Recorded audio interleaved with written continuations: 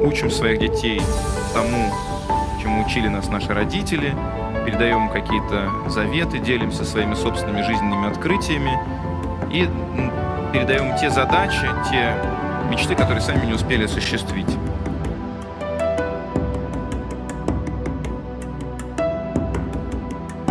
Поразительно.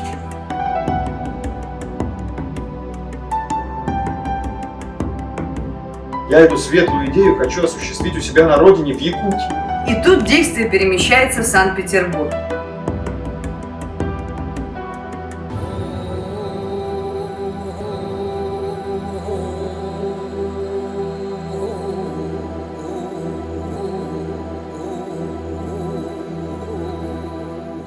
Сегодня мы начинаем новый проект. Это медиапроект, который называется «Школа драматургов Арктики». И мы посвящаем этот проект нашему коллеге, якутскому писателю, драматургу, лауреату Большой литературной премии Василию Егоровичу Харсхалу. Мы благодарим всех наших коллег, соорганизаторов, прежде всего фонд президентских грантов и также музейный комплекс «Россия. Моя история», фонд тотального диктанта, которые содействовали нам в организации этих выпусков. У нас будут маститые и начинающие авторы, мы поговорим с вами о литературе, о драматургии и о том, какое место они занимают в нашей жизни. Сегодня у нас замечательный гость, наш земляк, автор тотального диктанта, текста тотального диктанта 2020 года, лауреат многих литературных премий, кандидат филологических наук, доцент литературного института имени Горького Андрей Валерьевич Геласимов. Давайте поприветствуем. Здравствуйте, друзья! Наш мастер-класс мы начинаем с читки. Читку поставила петербургский режиссер Ксения Никитина, задействованы ведущие артисты петербургской сцены. И эту читку по произведению Андрея Валерьевича «Холод» они читали на ледоколе «Красин», который стоит на приколе на реке Нева. Пожалуйста, вашему вниманию.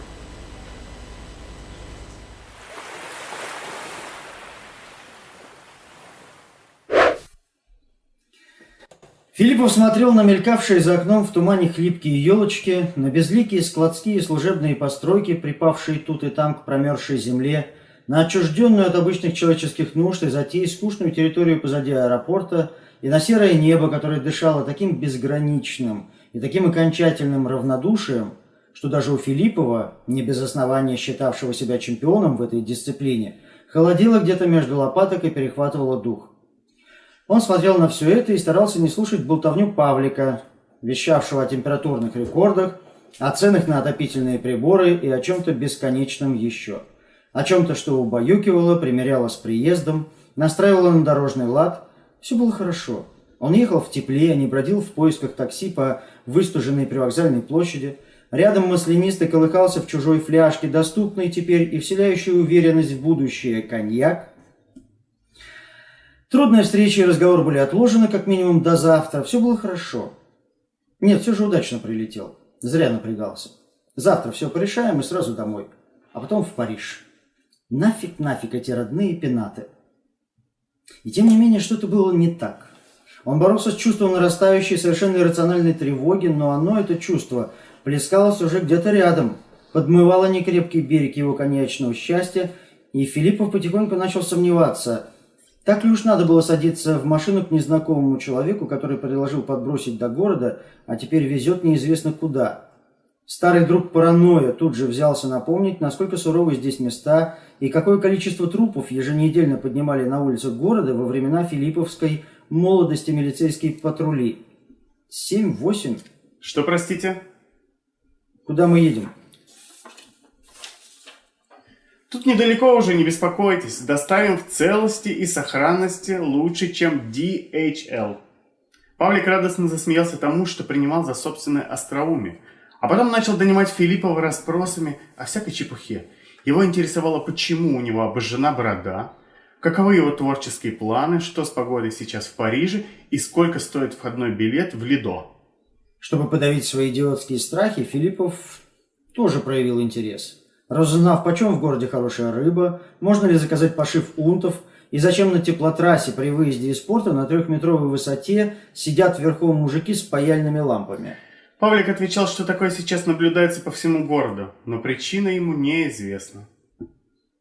Может, какая-то профилактика? По всему городу? Когда уже грянул такой дубак? Ну да, самое время для профилактики. Ты на похоронах давно был? На чьих? Да без разницы на чьих. Ты покойника в гробу видел? Ну, видел, конечно. А при чем здесь покойник? Да при том, что о профилактике ты ему расскажи, чтобы не сильно расстраивался. А, вот вы о чем. Это, конечно, да, это вы правы.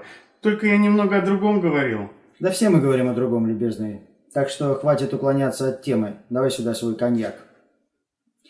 Когда подъехали к переправе, Филиппову снова было хорошо. Ему даже показалось, что неимоверная толща серой ваты над головой слегка прохудилась, и сюда, к ним на дно, пробилось немного солнца. Однако светлее стало не из-за этого. На реке туман, очевидно, сдувало, и как только машина, подпрыгнув на гигантском ухабе, выскочила на лед, видимость во все стороны значительно увеличилась. Эй, подожди, я думал, мы только до переправы. Ты на другую сторону, что ли, намылился? Да тут совсем близко. Перескочим в 2 счета, а там прям на берегу. Какие 2 счета? Где этот берег? Его даже не вижу. Да сейчас вот остров объедем и сразу увидите. Ну или после 2-го острова.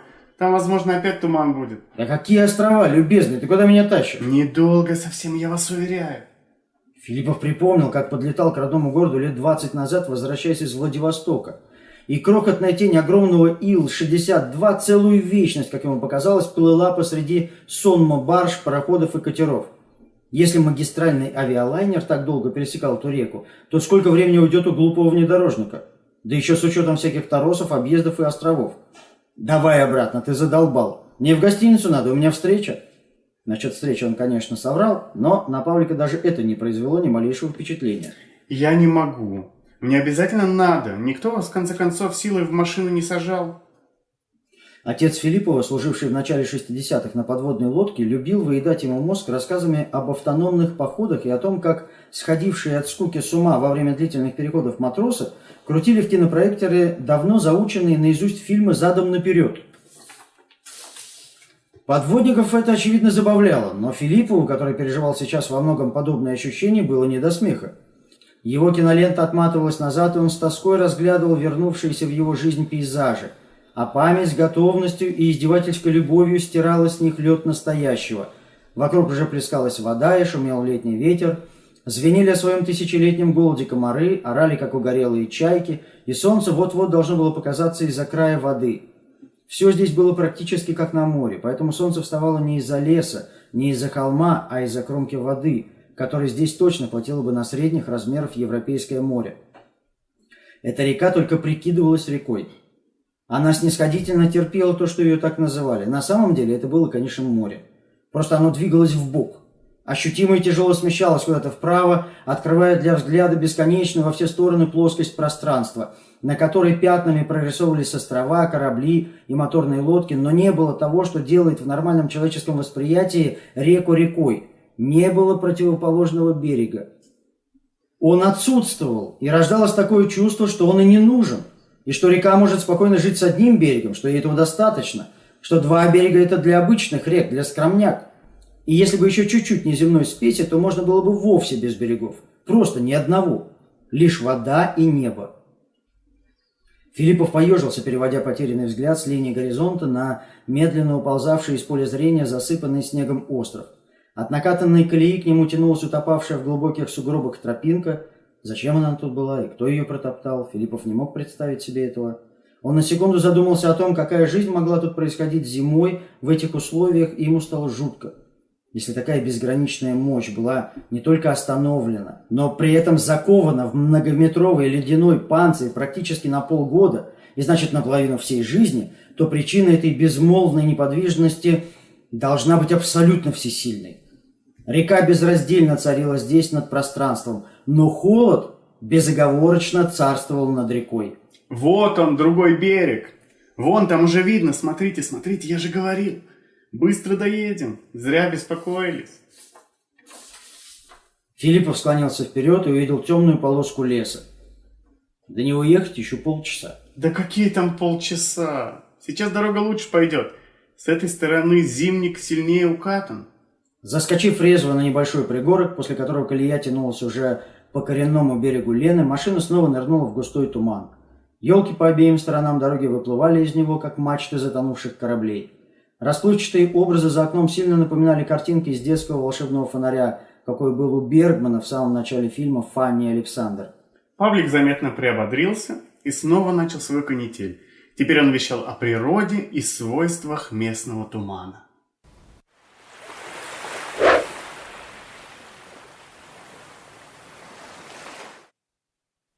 Начнем наш мастер-класс.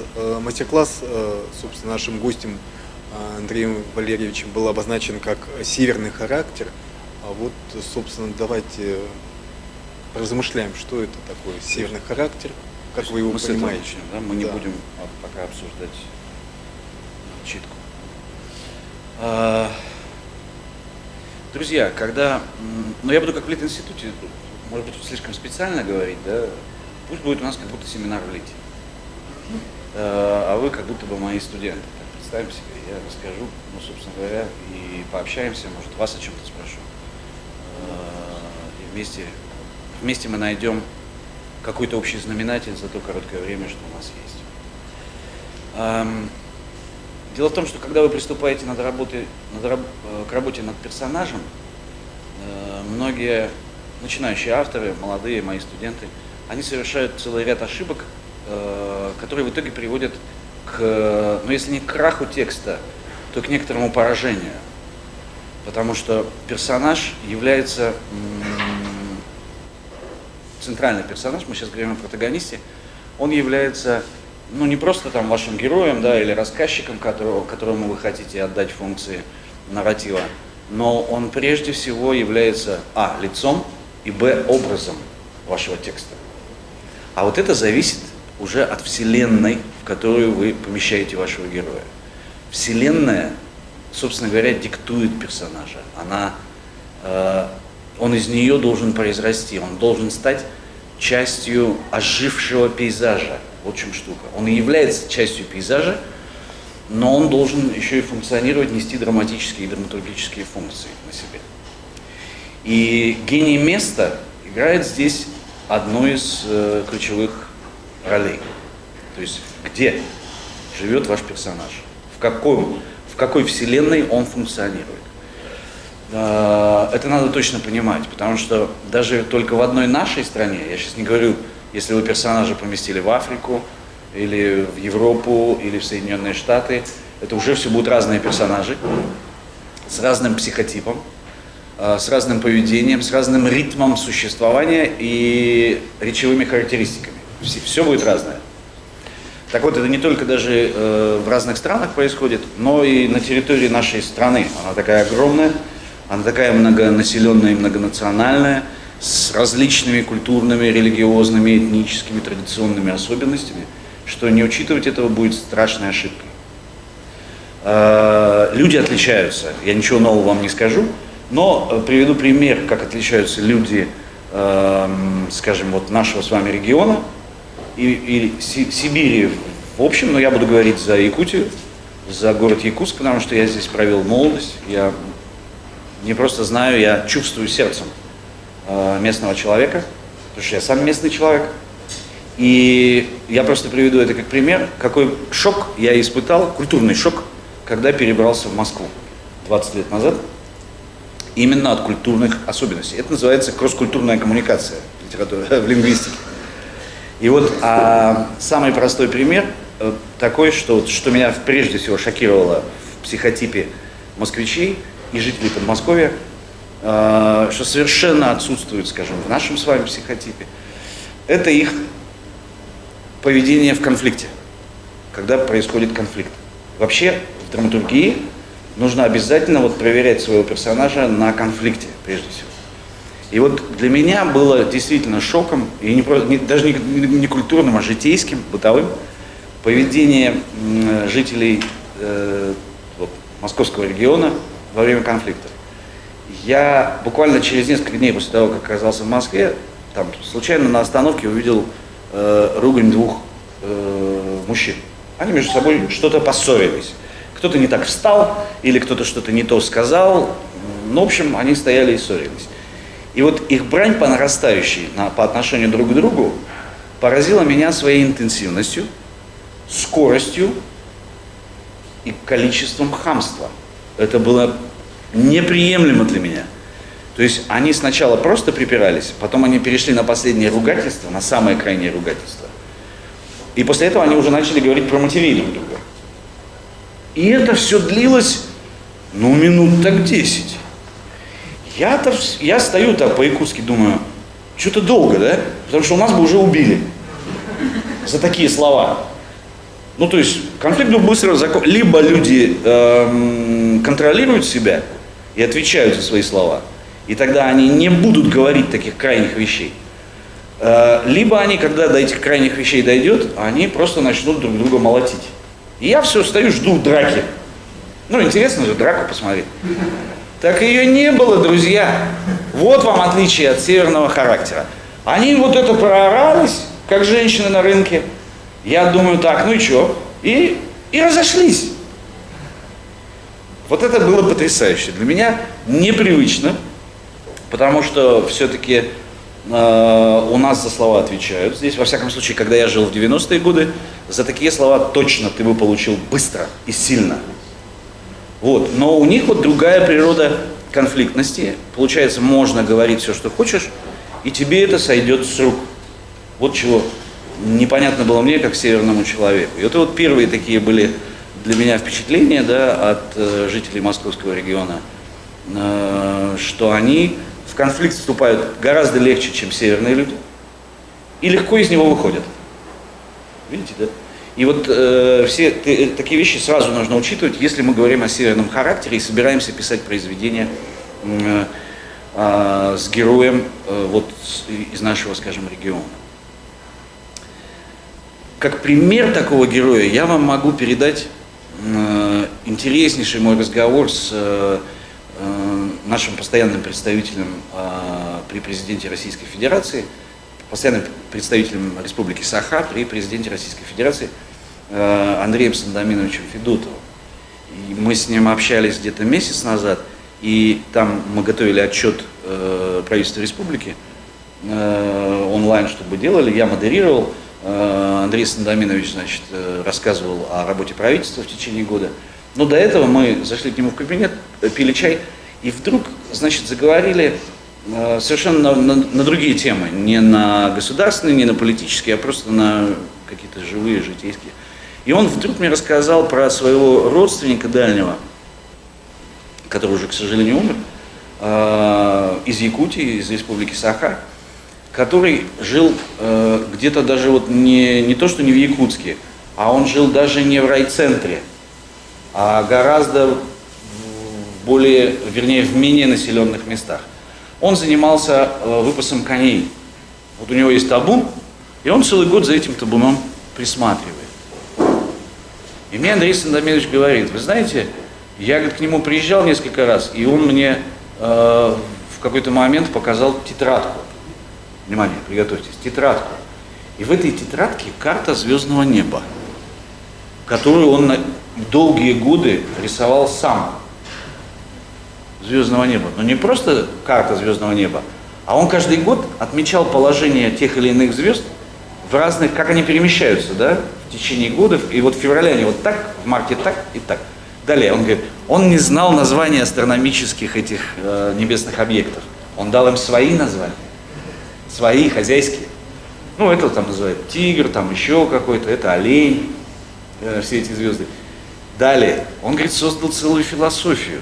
В зависимости, он сказал, ты знаешь, вот он Андрею Сандоминовичу сказал, ты знаешь, говорит, я знаю, что если вот, например, в марте вот этот олень стоит вот тут, а вот этот там, я не знаю, трезубец вот здесь, а это вот так, вот в таком положении, то произойдет вот то-то здесь у нас в жизни. А если они поменяют, если они по-другому стоят в марте, то будет вот так. Ну там засуха или непогода, или там лошади начнут активно размножаться. В общем, он говорит, я заметил, я вот 20-30 лет наблюдаю, и есть, говорит, твердая закономерность, связь движения небесных объектов с происходящими событиями здесь, в его небогатой на события жизни. Но это для нас небогатая, да? А для него она наполнена. Он ее сам наполнил вот этим гигантским, космическим, в данном случае, в прямом смысле слова, содержанием.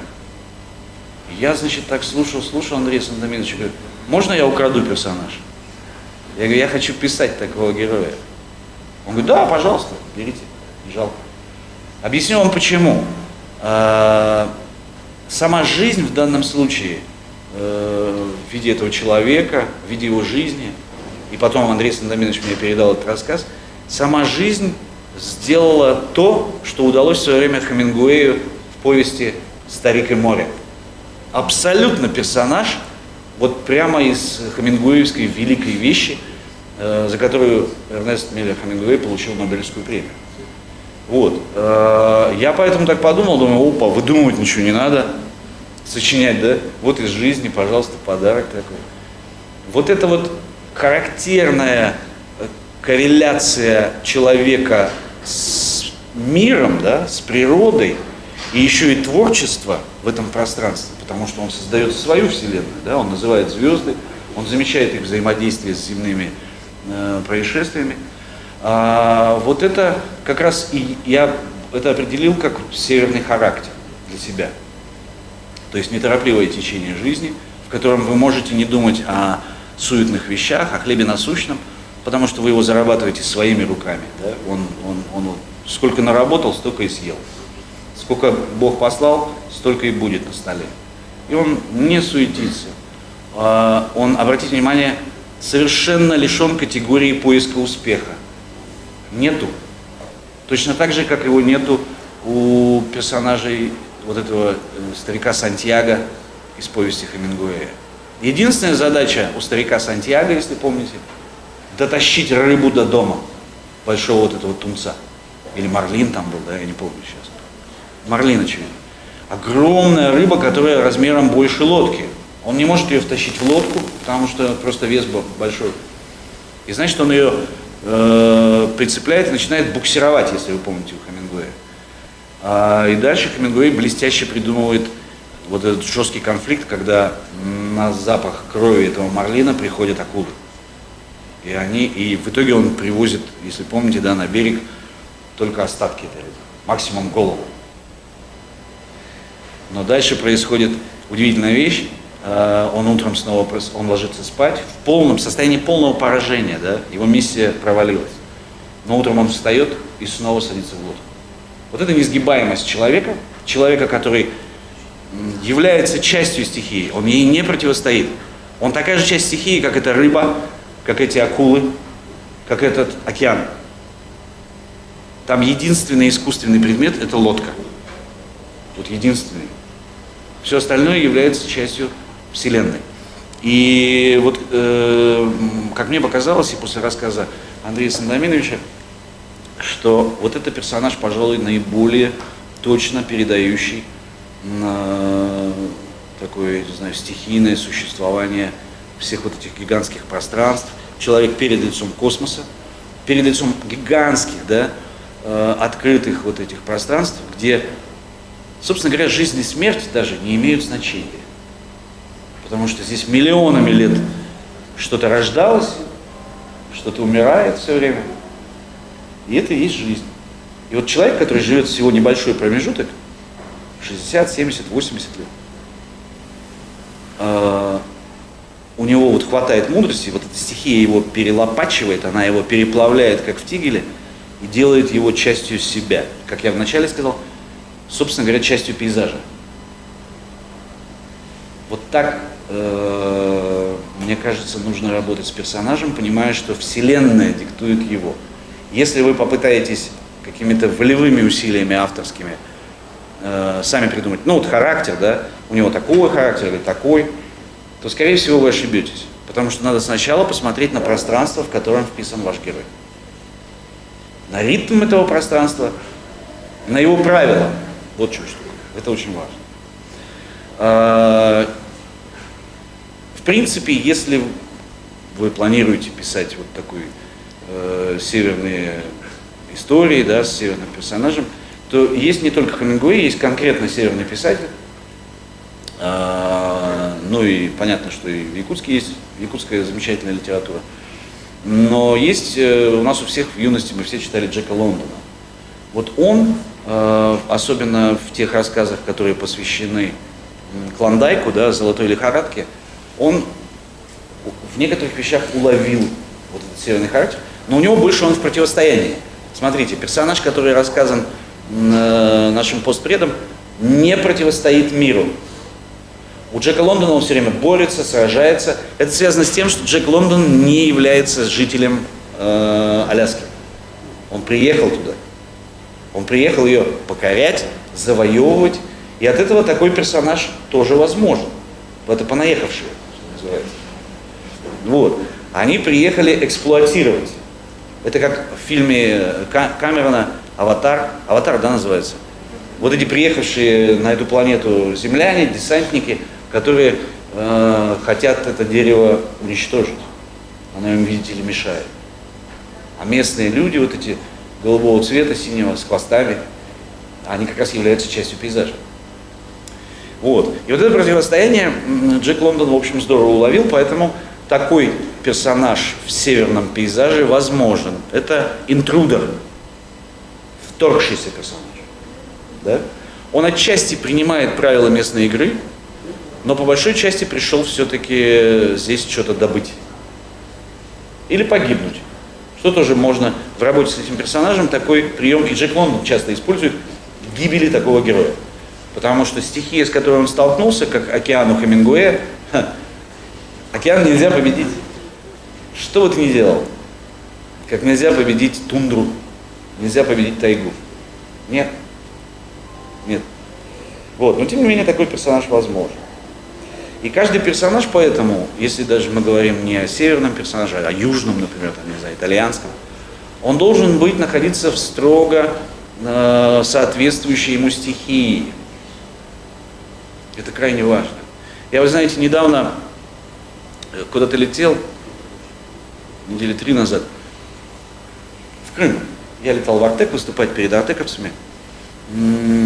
И вот самолет начал разбегаться по бетонке в Шереметьево. Он вот набирает скорость. Я сижу, и у меня чуть болит голова, и она вот так вот бьется о подголовник кресла. Ну, скорость же увеличивается. Вот, да. И у меня башка вот так вот, и потом шух, эта штука взлетает, и голова замерла. Раз, и тишина. И вот в этот момент я понял, самолеты живут в небе. Вот в этот момент он оказался в своей стихии, понимаете? И наступила гармония взаимодействия самолета, меня, неба. Мы в воздухе. И все. Дальше уже аккуратно. И голова не болит. А пока он по бетонке, пока он на земле, вот это он находится в другой стихии. Вот так же и ваш персонаж. Если он окажется не в правильной стихии, будет голова колотиться о подголовник. Понятно? То есть обязательно нужно оказаться там, где для чего ты создан, как самолет.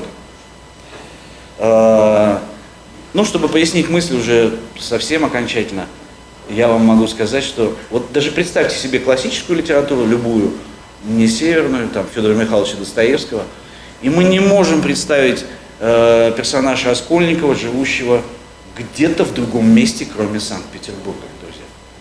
Он прямо выступил из этих стен, из этих каналов, из этого ветра на Невском, на Липовском проспекте, из улицы Гороховой, странной, такой вот с этими домами, да, серыми. Раскольников, вот он весь оттуда. И невозможно представить его где-то в другом месте. Он не будет функционировать. Карлсон живет только на крыше. Вот. Он на крыше и все. Это его тоже стихия. И Астрид Линдгрен здесь очень правильно. Почему она и написала в итоге бессмертного персонажа, что он находится в правильном пространстве, в своей стихии. Это однозначно. Дальше. Герои, скажем, фильма «Служебный роман», если вы помните его, да, с Андреем Мягковым, Олегом Басилашвили и там Алиса Брумна Фрейндлих. Вот эти герои могут существовать только в этом странном, дурацком НИИ, или что там это, контора какая-то статистическая, да? Маленькие столики, вот такие вот конторки, какие-то люди чуть-чуть сгорбленненькие такие, они ведут себя так, у них ритм такой, они говорят так, они стреляют друг у друга сигаретки. Вот, это персонаж продиктован вот этим зданием. Знаете почему? Потому что вы не можете поместить этих героев в Донскую степь. Не получится. Представьте себе их в Тихом доме. Можете? Нет. Это означает, что они правильно придуманы Ильдаром Рязановым и автором сценария. Точно так же вы не можете представить себе Гришку Мелехова и Аксинью в их научно-исследовательской этой конторе. Можете представить себе? Вот эти конторки, да, вот эта музычка, ла-ла-ла-ла-ла. И Гришка Мелехов такой сидит. Аксинья, водки дай. Другой уровень эпичности, да, совершенно иной уровень детализации внутреннего состояния стержня и так далее. Вот это нужно обязательно, друзья, держать в голове. И помнить, что персонажа диктует Вселенная. Для опыта, поскольку у нас сегодня не лекция, а все-таки мастер-класс, я бы вам советовал, если вы пробуете писать или пишете, или уже готовые драматурги, вот попробуйте сделать упражнение как-нибудь на досуге, не сегодня. Попробуйте взять персонажа из классического произведения, не обязательно тех, которых я назвал, я не знаю, Дон Кихота возьмите, и поместите его в другое пространство. Вот просто напишите этюд, эскиз. Специально от обратного пойдите. То есть специально, нарочно сделайте ошибку. И вы посмотрите, как странно будет функционировать ваш герой, как все неуютно, неправильно и, в общем, плохо. Единственный эффект, которого вы добьетесь, будет комический. Если вы хотите добиться комического эффекта, комизма, то это можно использовать как лайфхак для создания комического персонажа. Возьмите его из одной среды и поместите совершенно в другую.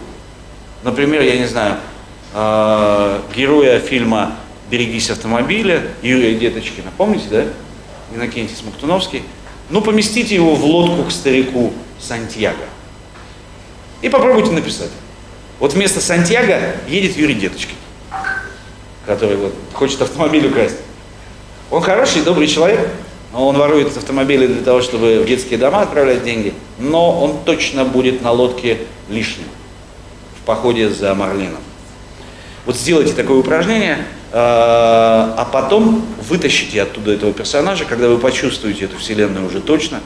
Либо это действительно тайга северная, либо даже тундра, или это океан, море. И потом вытащите оттуда вот этого дурачка, который там зачем-то непонятно оказался, и поместите туда персонажа, который продиктован уже этой вселенной. Вот этого человека, который пишет «Звездное небо». И вы увидите, что не только персонаж у вас правильно дышит и чувствует, вы знаете, все конфликты родятся сами. Вам персонаж сам расскажет, чего он хочет, чего он боится, чего он ждет. Он сам все расскажет, это правда абсолютно. Потому что в работе над персонажем, я это все время повторяю своим студентам, вы прежде всего должны знать, к чему стремится ваш герой. А стремится он всегда. Это называется в сценарной практике, на сленге сценаристов, эликсир. То есть вы должны дать своему герою волшебный эликсир. На протяжении вашей пьесы или сценария он должен стремиться к этому эликсиру. А вы, как хорошие драматурги, должны этот эликсир все время от него отодвигать. Это мне однажды Джаник Файзиев показал. Он говорит, знаешь, что такое кино? Режиссер и продюсер Джаник Файзиев. Я говорю, он так вот положил, там лежал то ли телефон, то ли пачка сигарет, положил передо мной и говорит, попробуй возьми. Я, значит, потянул руку к этой пачке сигарет, а Джаник быстро раз и от меня отодвинул ее. Я говорю, еще раз возьми. Я опять протягиваю руку чуть дальше, он опять отодвинул. Я говорю, ты что делаешь? Он говорит, ты не понял, это и есть закон драматургии основной. Так и делается хорошее кино. В принципе, эти законы я использую и в прозе. Я хитро ворую нагло из драматургической плоскости и обучаю этому своих студентов в институте.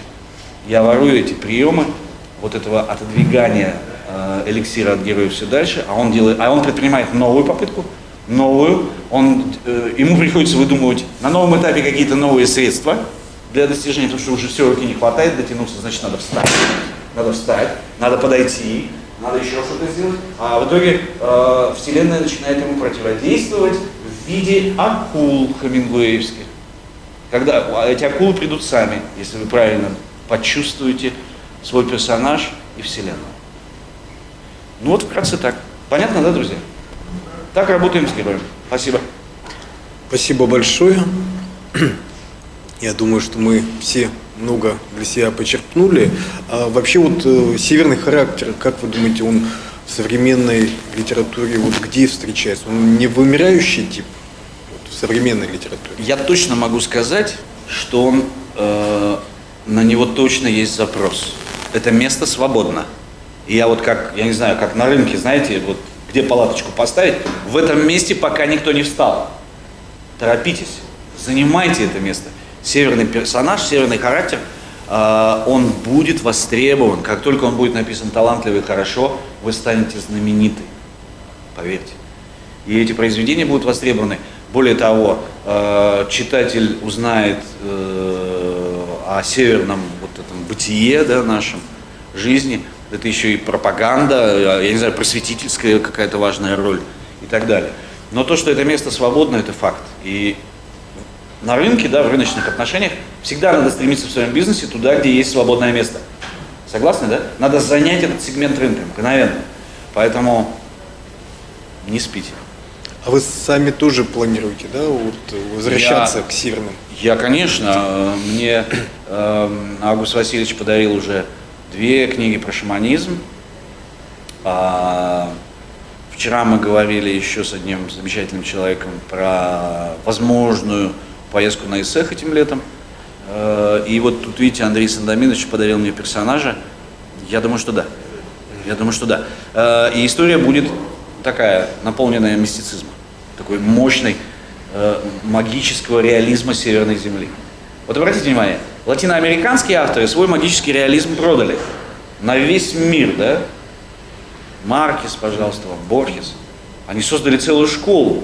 Там Жоржо Амаду, Кастанеда, да. Они все это планете спокойно предложили, и планета это взяла. И это существует в мировом контексте, вот этот латиноамериканский магический реализм. Здесь его, я уверен, не меньше, но он пока находится в нетронутом состоянии, что радостно для нас, для авторов. Понимаете? Мы же не в положении латиноамериканских молодых писателей, которым теперь надо что-то после Маркеса выдумывать. Им трудно. А тут прям золотая такая жила, да, вот готовая.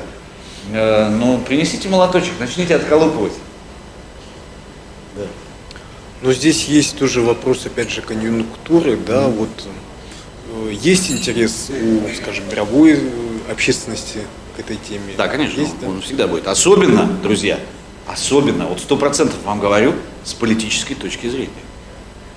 Потому что история с Арктикой, которая началась так, до 2014 года, да, когда был этот шельф обнаружен? Вот так где-то. 90-е. Да? Вот. Арктика становится, и точно 100%, я в Мурманске, когда был на ледоколе Ленин, там нам экскурсию проводили, они говорят, мы сильно модернизируем ледокольный флот. Арктика становится темой номер 1. И в ближайшие там 40-50 лет тот, кто контролирует Арктику, будет контролировать планету. Именно из-за тех запасов, которые там открыли. Там подтвержденных чуть ли не больше, чем в Арабских Эмиратах и на всем Ближнем Востоке.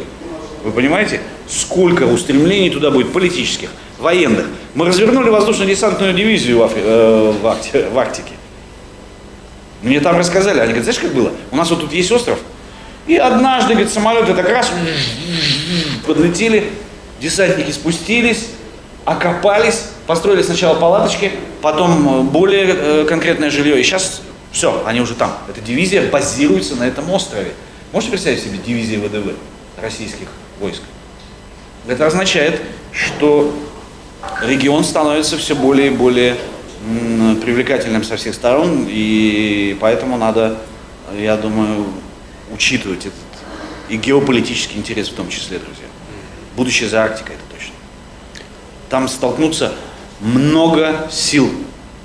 Я вот абсолютно уверен даже, что вот вся эта обраточка с Украиной в 2014 году, Майдан, это был нам ответ на наши притязания, просто это называется несимметричный ответ. Началась Грузия, началась Украина, почему-то резко, значит, Майдан, они все, Януковича выгоняют, и все, этот котел, Донбасс, все это молотят. А это все делается для того, чтобы оттянуть силы России от Арктики. Вот прямо серьезно вам говорю. Это очень похоже на большую игру, как это называлось в 19 веке, когда Российская империя противостояла Британской империи. Тогда это получило термин «большая игра». Вот сейчас она продолжается, но противостоят другие силы, хотя Россия опять в роли протагониста или антагониста, как считают на той стороне. Коллеги, ну, я напоминаю о том, что мы можем задать вопросы автору, и авторы наиболее отличившихся вопросов получат из его рук приз, подарок в конце нашей записи. И у нас сегодня на связи несколько точек из нашей страны, и мы приветствуем в Санкт-Петербурге автора нашего проекта Милу Кудряшову. Библиотека Маяковского, пожалуйста, просим вашего подключения и вашего вопроса. У нас сегодня замечательная встреча северо-востока и северо-запада. Я напомню, что сейчас нашу трансляцию смотрят еще Архангельск, Севастополь, Находка и много других городов. Но сегодня мы приветствуем на первом нашем мастер-классе в Санкт-Петербурге, в филиале библиотеки Маяковского. Сейчас я передаю микрофон нашим партнерам, комитету Санкт-Петербурга по делам Арктики, Оксане Кузбасс. Здравствуйте, здравствуйте, уважаемые коллеги. Я представляю отдел развития культурных связей с регионами арктической зоны, комитета по делам Арктики. И несмотря на то, что Санкт-Петербург не арктический регион, но у нас много и культурных возможностей в отношении развития Арктики, наверное, как культурного кластера. У нас в городе есть много музеев, которые посвящены и полярным открытиям, и искусству Арктики. У нас есть Институт народов Севера и многие-многие другие вот хабы, которые призваны, наверное, как-то аккумулировать и развивать то, что, собственно, сейчас уже все чаще и чаще называют арктической культурой. Я вчера прилетела из Нарьян-Мара, я первый раз была в Арктике, и могу сказать, что, конечно, северный человек – это действительно особенный тип. И это исключительно симпатичный человек, который предан своему делу, который обладает определенным спокойствием, романтикой. И, безусловно, этот тип персонажей необходимо продвигать, как верно сказал Андрей Валерьевич, для того, чтобы наша Арктика была привлекательной, и для того, чтобы вот этот феномен арктической культуры, он, может быть, был действительно более ярко выражен и понятен людям. Я рассказала в Нарьян-Маре о проекте «Школа драматургов Арктики», и они очень заинтересовались. И действительно есть потребность публикации местных авторов, и есть какой-то запрос на то, чтобы литературное творчество северное развивалось. И, если позволите, небольшой вопрос, Андрей Валерьевич. Да. Что нужно сделать для того, чтобы, может быть, как можно больше авторов выходило на федеральный уровень, может быть, как-то на местный? Потому что вот якутское кино сейчас обретает бешеную популярность. Я не побоюсь даже этого слова, в Санкт-Петербурге мы смотрим и на площадках фестивальных, в том числе это кино. Литература якутских авторов очень популярна. А вот что нужно делать другим регионам, может быть, в этом направлении? Спасибо. Другим регионам я бы советовал, прежде всего, воспользоваться готовым уже действительно замечательным опытом Республики Саха, где феномен кинематографа состоит не только в эстетическом каком-то прорыве, да, для мирового кино, но и прежде всего в самой системе, и финансовой системе в том числе, потому что якутский кинематограф самоокупаем. Он реально приносит деньги своим создателям. Он, я не знаю, в Москве такой ситуации нет. Московский кинематограф весь сидит на дотациях, они ждут помощи от Министерства культуры, от Комитета по кинематографии, и все эти деньги невозвратные. Никто не собирается их возвращать государству. Они просто ушли на производство и все. То есть феномен того, что в русском кино кинематографисты зарабатывают с производства, а не с проката, отличает русский кинематограф от, скажем, Голливуда. Потому что Голливуд работает с проката, а не с производства. Заработок идет с этого. Так вот, якутский кинематограф пошел по пути Голливуда. Они зарабатывают с проката, а не с производства. Вот в чем штука. Они вкладывают свои небольшие деньги, 1, 2, 3 миллиона рублей, и на них получают 4-5. Простая схема. И потом на эти деньги они живут, снимают следующее кино. И зрителю нравится смотреть. Вот здесь хитрость якутского кино, как мне кажется. Зрителю важно, что с экрана говорят о его проблемах, о проблемах именно этого региона, этого народа.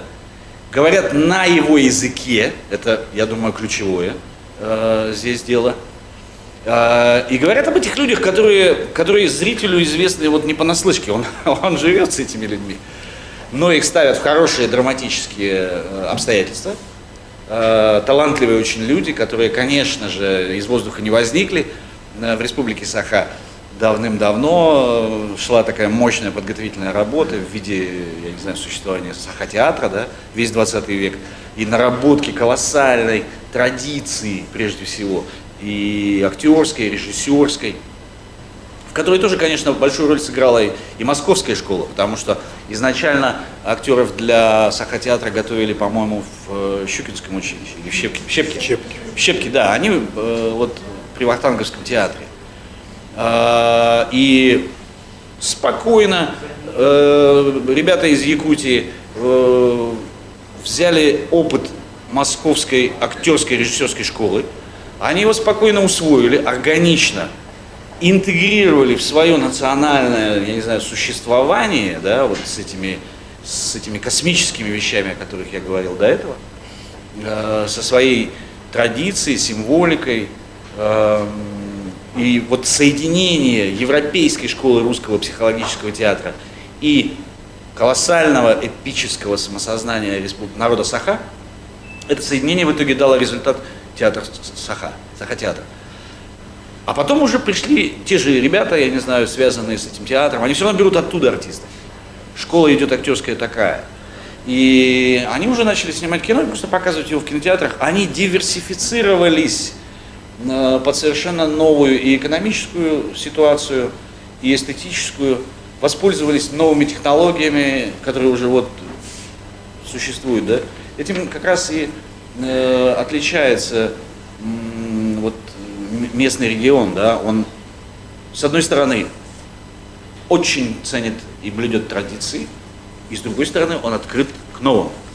Вот это сочетание, да, которого, предположим, нет в Англии. Англичане очень тоже традиционный народ, они вот пьют чай с молоком, кстати, как и якуты. И для них чай с молоком, для англичан, это вот нормальный чай, потому что чай без молока они называют Russian tea, русский чай. Чай без молока с лимоном. Это у них такое повелось после фильма «Доктор Живаго». Я встретил очень много женщин в Англии, встречал, пока там жил, которых звали Лара. Много. Я говорю, там, и женщины примерно одного возраста. Как раз они родились в тот момент, когда был этот бум вокруг фильма «Доктор Живаго». И там в этом фильме «Доктор Живаго», если вы видели его в голливудском, там все пьют чай с лимоном, помешивая ложечкой. И вот они с тех пор, британцы, всех девочек Ларами называют, вернее, назвали то поколение, а чай этот называется у них русский чай. Так вот, несмотря на то, что у них так же, как у народа Саха, большое и серьезное внимание к традициям, англичане очень плохо открыты к новизне. Прямо очень, друзья. Они зачем-то любят ездить на старых велосипедах. У них дома стоят деревянные телевизоры. Я говорю вот то, что видел, реально. Они смотрят 40 лет сериал Coronation Street. Производство манчестерского телевидения, ITV. Это самый длинный сериал в истории, он в Википедии или в книге рекордов Гиннесса. Безумно скучный, там ничего не происходит. Но весь Йоркшир, когда начинается трансляция, они все садятся, дедушки, бабушки, внуки, все садятся и как завороженные смотрят, Потому что бабушки состарились вместе с этим сериалом. Они вот были маленькие, выросли, и теперь еще внуков тоже туда же подсаживают. То есть я сейчас вам говорю о традиционалистском мышлении англичан, да, чтобы было понятно. Вот. И вот в этом смысле они как раз от народа Саха отстают, как мне кажется, очень сильно. Они менее открыты к новому.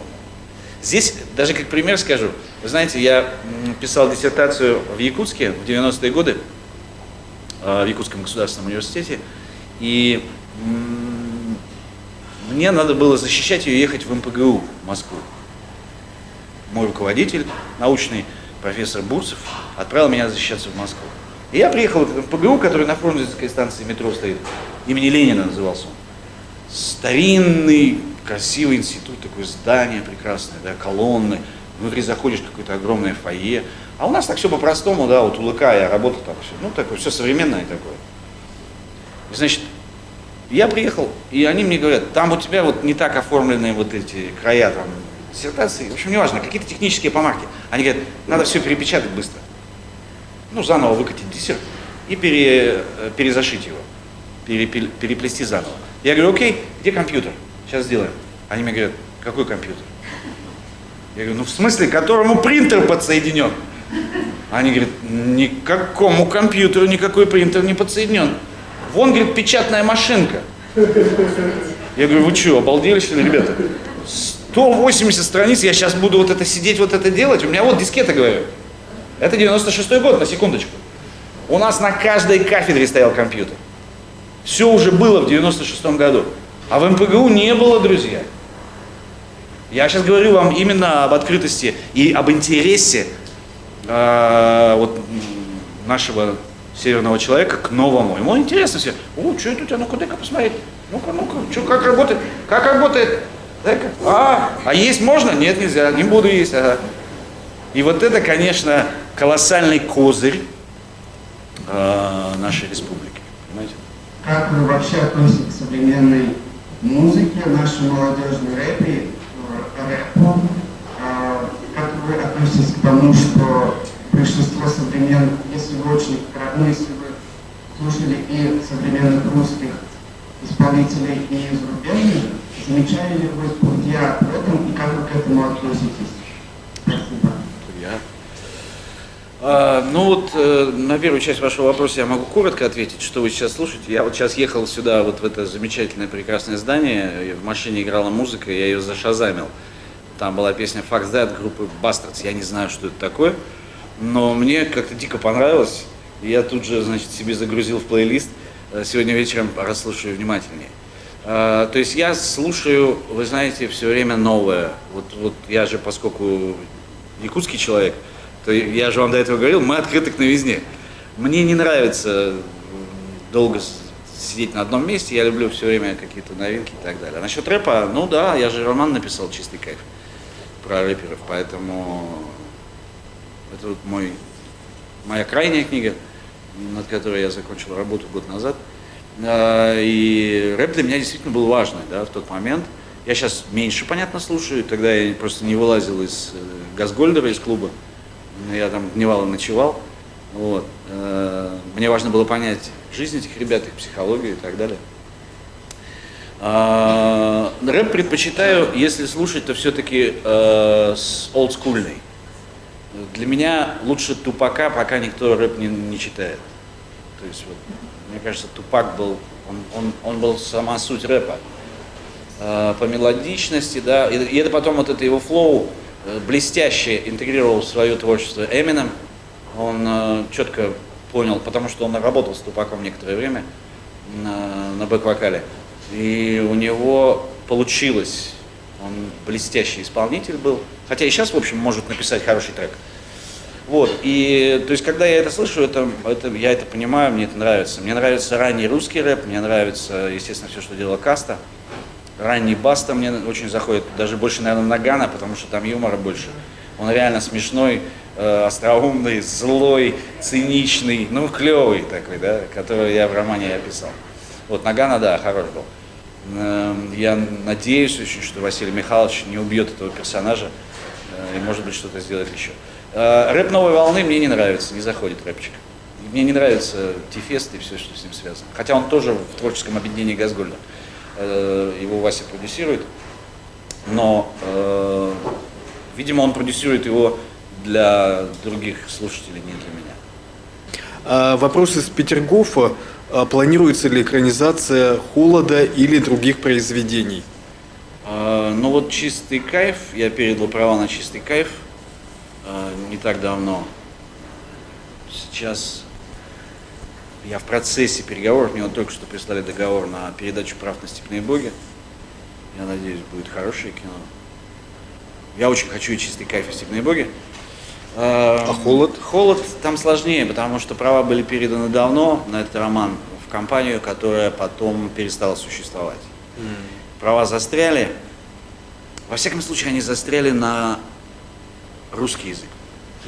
Если «Холод» перевести на якутский и потом экранизировать на якутском языке, мы обходим эту юридическую проблему. Да, у нас есть деятели кино в этой аудитории. Я буду счастлив, если это будет именно якутский фильм. Буду счастлив.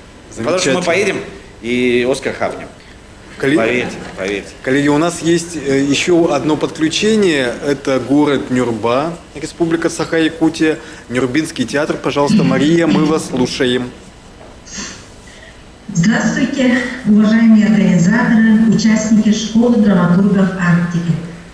Рада приветствовать вас от имени коллектива Нюрбинского государственного передвижного драматического театра. И очень рада, что участвовала в конкурсе вопросов и сегодня участвую в мастер-классе. Ну, наш театр в этом сейчас работает 55-й сезон. Конечно, за всю историю нашего театра мы сотрудничали со многими писателями.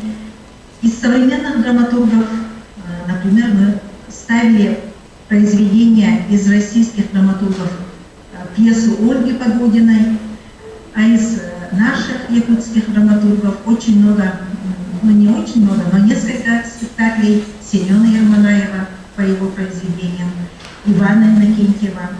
И как раз сегодня завершились гастроли нашего театра в Намском Русе. И сегодня с 3 часов в Саха-театре был показан спектакль «Мария, солдат Победы». Это тоже современная пьеса. Их пьесу написали заслуженная артистка Республики Саха-Якутия Софья Баранова и заведующая литературной частью Саха-театра Ангела Попова. Как раз сегодня показали вот этот спектакль. Конечно, наш театр готов сотрудничать с молодыми драматургами и с драматургами, которые участвовали в школе Арктики и будут в будущем участвовать. Надеемся, что такие проекты будут развивать наше театральное искусство и будут продвигать творчество молодых драматургов вообще, и не только в нашей республике, по всей России и даже во всем мире. У меня вопрос к Андрею Валерьевичу. Да. Два вопроса. Вот, первый вопрос. Какие качества должны быть заложены в человеке, чтобы стать писателем или драматургом? И второй вопрос. Какое произведение современных драматургов вы бы хотели увидеть на сцене якутских театров, в том числе нашего Нюрбинского театра? Спасибо. Но мне было бы интересно посмотреть из современной драматургии. У вас я бы посмотрел, как вот, например, вы сделаете какую-нибудь пьесу Димы Данилова, например. Дмитрий Данилов, недавно у него был фильм «Человек из Подольска», быть может, вы видели его, на Кинотавре был хороший успех. И Данилов идет сейчас очень хорошо, и по России, по-моему, в 30 театрах идут его пьесы, и за границей он уже неплохо идет. Ну, в общем, вот Дмитрия Данилова я бы посмотрел. Хотя фамилия якутская, но он москвич. Вот. Что там был первый вопрос? Первый вопрос. Какие качества? Все, вспомнил. Прежде всего, мне кажется, драматургу, хорошему драматургу, нужно обостренное чувство конфликта. Нужно четко понимать, где интересы антагониста и протагониста пересекаются. Вот тот человек, который это понимает, что и протагонист, и антагонист тянутся к одной цели. Они должны мешать друг другу. Они должны все время быть в клэше, в столкновении. Вот это обязательно для драматурга, потому что тогда пьеса, получается, у вас ее купят, если вы правильно все вот это делаете. То есть, итак, обостренное чувство драматического конфликта и наблюдательность за человеческими типами. Надо прямо, вот человек, драматург, должен понимать, какие люди разные. Прям, я не знаю, себе схему составить, систему, да, это относится к такому типу, к такому, к такому. А дальше надо, этот человек должен уметь за счет минимальных средств создать такой характер. Естественно, за счет поступка, потому что в драматургии мы не можем писать прозой. Мы не можем сказать, он был такой, такой, такой, да. Нам нужно уметь сделать, чтобы он свой характер буквально в экспозиции, в первой сцене проявил в поступке. И желательно, чтобы этот поступок был в конфликте. То есть поступок в конфликте, и это все вам выстрелит характером. Вот, мне кажется, это обязательное качество для драматурга. Спасибо, Мария. У нас поступило несколько вопросов, вот сейчас их озвучу. Вопрос, как прошел для вас год, ну, имеется, видимо, вот пандемический год, спрашивает Софья.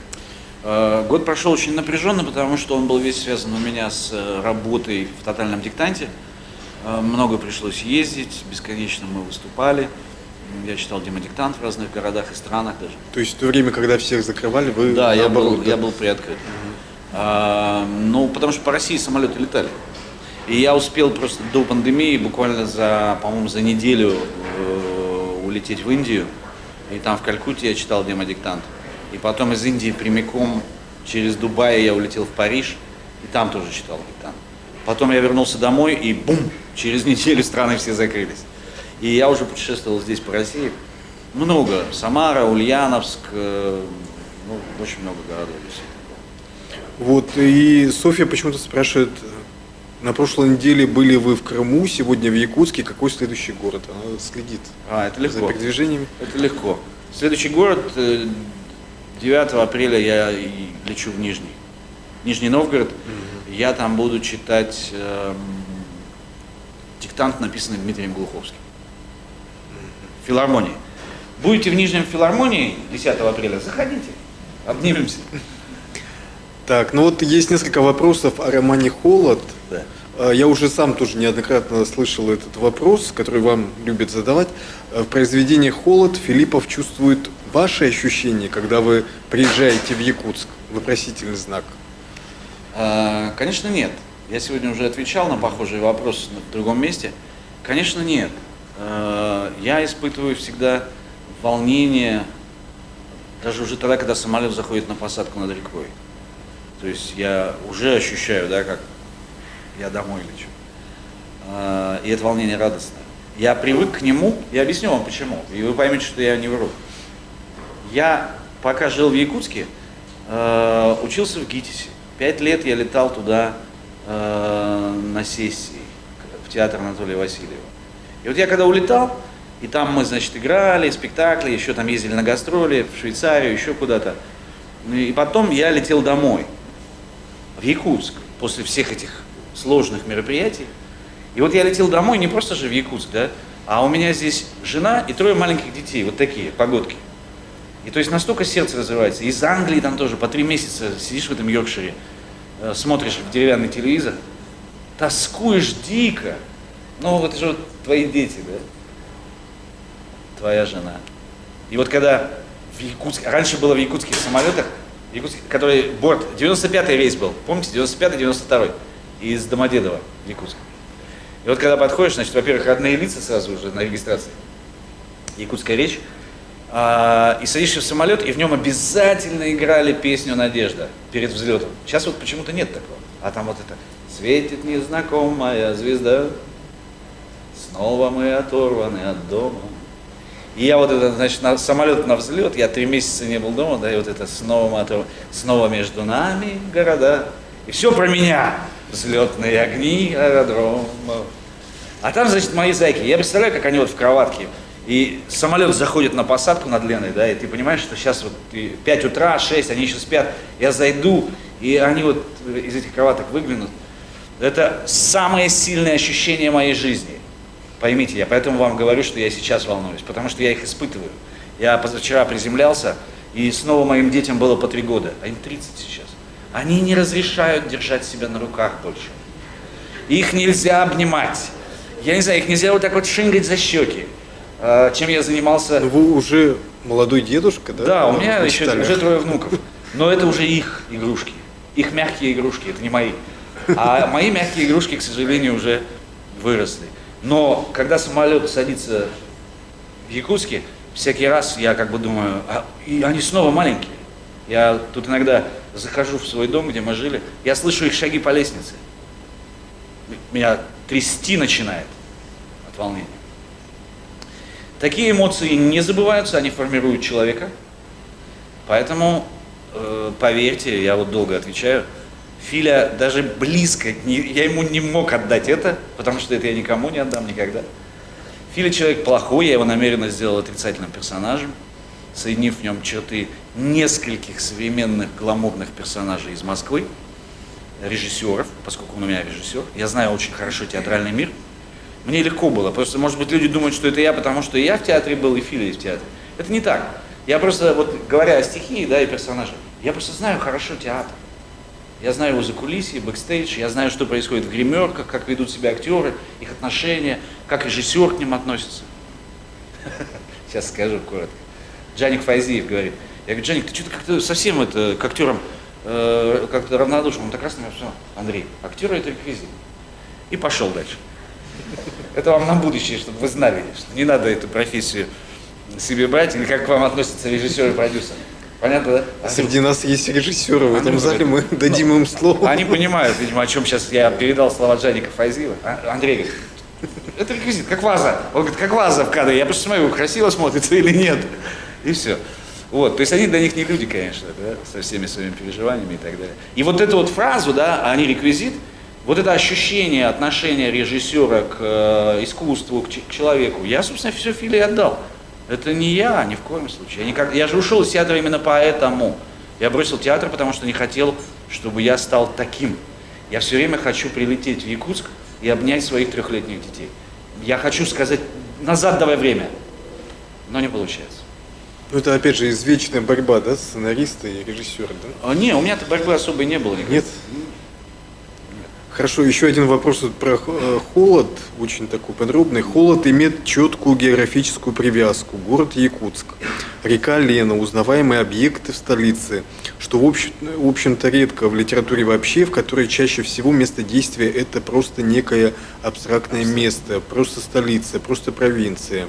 Для чего понадобилось так конкретизировать место действия? Не навредило ли это произведению в целом? Не сократило ли круг читателей, его восприятие как жителями Якутии, так и России? Есть ли желание продолжить приносить героев своих произведений на территории Якутии? Елена Карпова, пожалуйста. Я понял, да. Спасибо за вопрос. Я не очень интересуюсь вопросом сокращения круга читателей. Меня это не касается. После того, как я написал роман и отдал его в печать, он живет своей жизнью. Я живу своей. До свидания. Да? Это не мои дети. Вот все говорят, некоторые писатели, ой, у меня как дети. Не надо, мои дети в кроватке.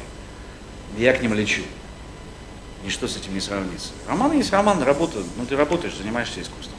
Поэтому там сократился круг читателей, не сократился, мне это не важно. Вот эти топографические объекты, привязанные к конкретным деталям, мне были очень важны. Я даже описал танк, который стоит до сих пор танк, вот там, возле 21-й школы, на Хабарова, да?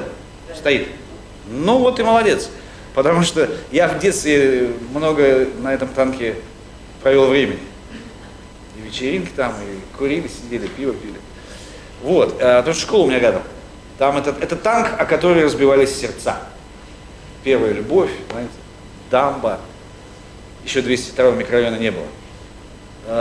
И мне важно было эту Т-34 прописать. Филя ее вспоминает.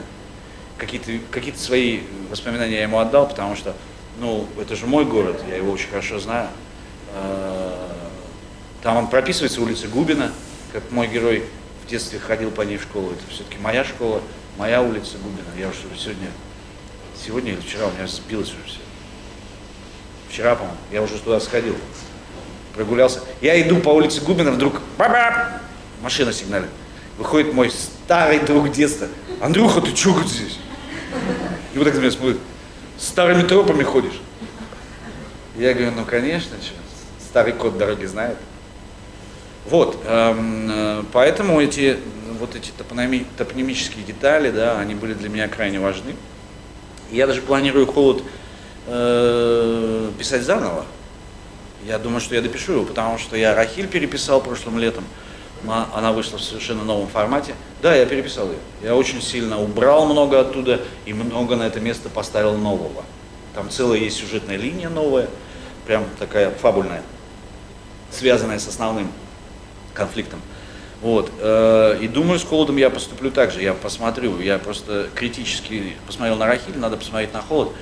Может быть, я точно знаю, что я должен увеличить линию поиска ребенка пропавшего, потому что она дает сильный детективный потенциал, там он есть, который даст приключения, да, что Филя будет искать ребенка из замерзшей машины. Куда делся ребенок, да? Родители погибли в замерзшей машине, а ребенка так никто и не нашел. Но потом я его слишком быстро в романе вернул, потому что у меня были дедлайны, и меня уже Эксмо поджимало, я и так откладывал сроки сдачи. Они говорят, давай быстрее. И я уже, ладно, мальчик вернулся, все. А сейчас бывает. Да. А сейчас у меня дедлайнов-то нету. Я потому что сам себе издатель, слава богу. Сяду и спокойно, сколько хочу, в свое удовольствие буду писать. Так, у нас вопросы в зале. Я уже видел, кто-то поднимал руку. Дарья, пожалуйста. И по Вот поводу... желающие есть задать вопрос. Договорю. Мы подойдем. Пока... Дело в том, что из Санкт-Петербурга отправляют вопросы студенты Института народов Севера. Что, простите? Из Санкт-Петербурга задают вопросы студенты Института народов Севера. Слышу. Очень длинные вопросы, это практически как... Как речь. Да. Значит, задает вопрос Анна Агнисова, студентка первого курса. Как учесть все, даже мелкие детали в большом произведении? Как сделать так, чтобы эти мелкие детали не выбивались из общего плана произведения, чтобы они были связаны с основным сюжетом? Как понять, что большая часть характера героя уже продумана и следует приступить именно к написанию? Вот такой длинный вопрос. Хороший вопрос. Но я пока слушал ваш вопрос. Если что, вы запомнили вопрос? Напомните мне его потом. Я просто не договорил на предыдущий вопрос насчет сокращения круга читателей. Дело в том, что «Холод», когда вышел на английском языке в издательстве Amazon, у них это не только платформа для продажи, но у них есть свое издательство, и, насколько вы знаете, кинопроизводство. Они теперь производят фильмы и получают «Оскары». Так вот, Amazon, когда издал «Холод» на английском языке, он весь первый месяц продаж, это был декабрь 2016 года, весь первый месяц продаж стоял в топе, в пятерке. Месяц. Подо мной были Роулинг и Стивен Кинг. Так что, извините, круг читателей там не был ограничен. И потом мои редактора из Амазона мне писали, они говорили, количество скачиваний просто зашкаливает, дружище. Это победа. Более того, год назад, я вот уже говорил об этом, но еще раз повторю, год назад в Москву прилетела Фанни Ардан по своим делам, замечательная французская актриса, 80-х, 90-х, даже 70-х годов, да, она из 70-х, Фанни Ардан. И она попросила, мне позвонили из французского института Франции, и она попросила встречи со мной. Мы с ней примерно час в кафе сидели вдвоем, и просто она мне рассказывала, какой неплохой, хороший, по ее словам, роман «Холод» я написал. Его как раз перевели во Франции. И я видел по ее реакции, что она была очень тронута. Ну, человек запросил встречи. То есть я же не навязывался, я же не просился. Так что нет, круг читателей, даже если это будет одна Фанни Ардан, мне уже хватит. Мне уже хватит. Так, теперь сюда. Как вот эти все детали, да? Как их, когда понять, когда нужно идти в письмо? Если коротко говорить, то сердце вам подскажет. Вообще интуицию никто не отменял. Это очень важно. Хороший драматург, он, во-первых, должен точно понимать, да, в какой момент идти в письмо, и хватит размышлять. Это важно. Потому что иногда ваше размышление над конфликтом и персонажами может перезатянуться, друзья. Это правда. У меня со студентами так бывает. они не идут в письмо. И мне приходится делать это насильно. Это связано, я не знаю, с параличом воли, с страхом перед чистым листом, знаете, есть такой комплекс. Вот. Надо от этого отказываться, и отказываться одним простым способом. Этот паралич воли происходит из-за того, я уже это говорил, но повторю коротко. Этот паралич воли происходит из-за того, что у вас проблемы с самооценкой, собственной значимостью. А эти две вещи, собственная значимость и самооценка, нерелевантны в творчестве. Вообще. Надо о них забыть, просто наплевать, что о вас думают другие, получится ли у вас текст, и просто идти. Потому что Иосиф Бродский однажды сказал, хорошего поэта отличает то, что он не боится совершить ошибку. Иосиф Бродский. Все. А плохой поэт боится совершить ошибку.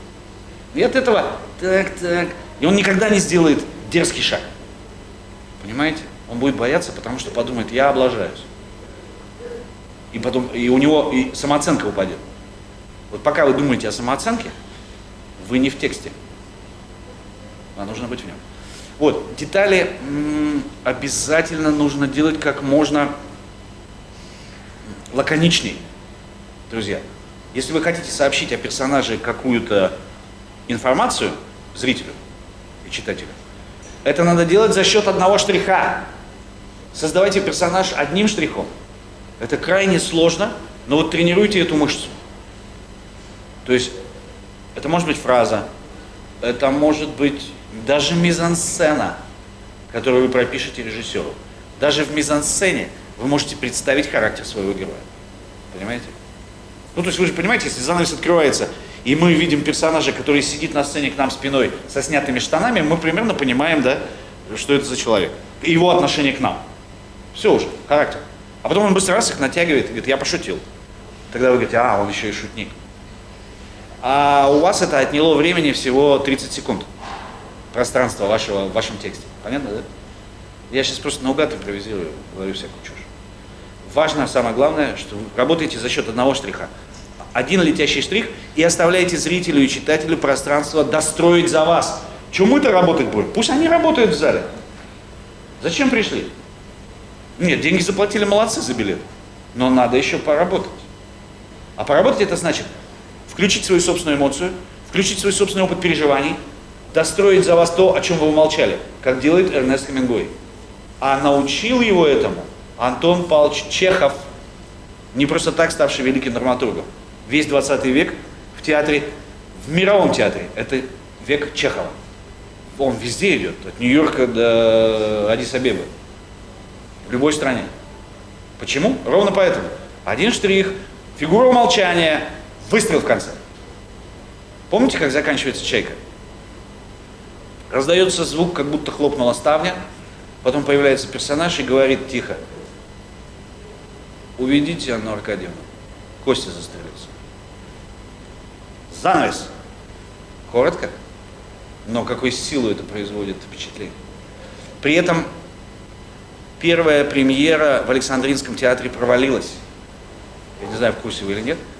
Когда сделали в Александринке, зритель ничего не понял. Вот в этих фигурах умолчания, в этих за счет одного штриха сделанного характера, в странном, абсурдном юморе, да, когда персонаж говорит странные вещи, вроде как «Тихий ангел пролетел».